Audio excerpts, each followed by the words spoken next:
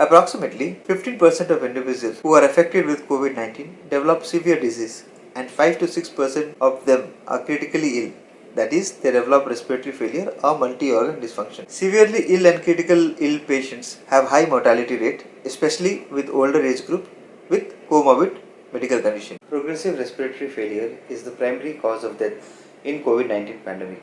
Despite widespread interest in the pathophysiology of the disease, relatively little is known about the associated morphological and molecular changes in the peripheral lung of patients who died from COVID-19. So here I, Dr. Manoj Kumar Shah, am going to present you on postmortem examination of patients with COVID-19. The article was published in New England Journal of Medicine on 21st of May 2020. In this paper, the author analyzed pulmonary autopsy specimen from 7 patients who died from respiratory failure caused by SARS-CoV-2 infection and compared them with lungs from 7 patients who died from pneumonia caused by influenza A virus subtype H1N1, a strain which is associated with 2009 influenza pandemic, and also 10 lungs that had been donated but not used for transplantation served as uninfected control specimen.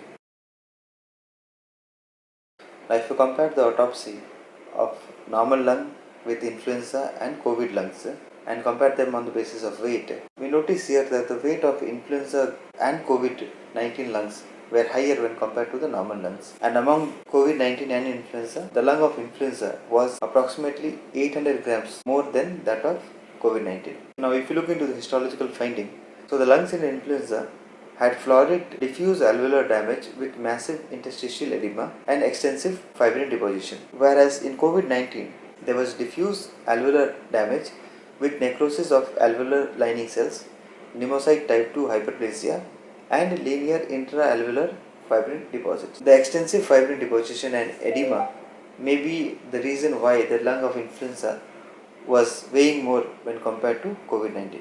Now ACE2 is an integral membrane protein that appears to be the host cell receptor for SARS-CoV-2 virus. If we look into the ACE2 expression in alveolar epithelial cells, it is again 5 to 7 times higher in influenza and COVID-19 group when compared to a normal lung specimen.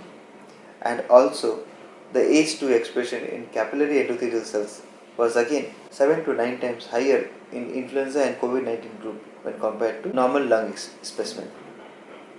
Also, if you see the ACE2 expression in positive lymphocytes, it was not seen with normal lung specimen, whereas with influenza group and COVID-19, the ACE2 expression in lymphocytes was seen. The CD3 positive T cells were similar in both influenza and COVID-19 specimen, but COVID-19 specimen had higher CD4 positive T cells and lower number of CD8 positive and neutrophils when compared to influenza group. Now the density of intussusceptive angiogenesis was 11 times higher in influenza lung specimen, whereas it was around 30 times higher in COVID lung specimen. Now if you look into the lungs from patients with COVID-19, the density of intussusceptive angiogenic features was significantly higher than that in the lungs from patients with influenza or in uninfected control lungs. Also, the density of features of conventional sprouting angiogenesis was also higher in COVID-19 group than that of influenza group.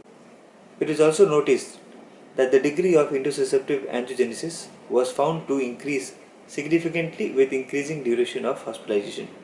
In contrast, the lungs from patient with influenza had less intussusceptive angiogenesis and no increase over time. A similar pattern was seen for sprouting angiogenesis. Now this is a diagram of gross appearance of lung from patient who died with COVID-19 disease. And if you look into the histopathological examination, it revealed interstitial and perivascular lymphocytic pneumonia with multifocal endothelialitis. And this diagram shows about microthrombi in the intra-alveolar septa of the lungs from patients who died with COVID-19. Now in this diagram, the panel A shows thin-walled alveolar plexus of healthy lung, and if you will notice in the panel B, there is a substantial architectural distortion seen in lungs injured by COVID-19. Also, in panel C, you can see intussusceptive pillars, and the panel D is a transmission electron micrograph showing ultrastructural features of endothelial cell destruction and SARS-CoV-2 virus visible within the cell membrane.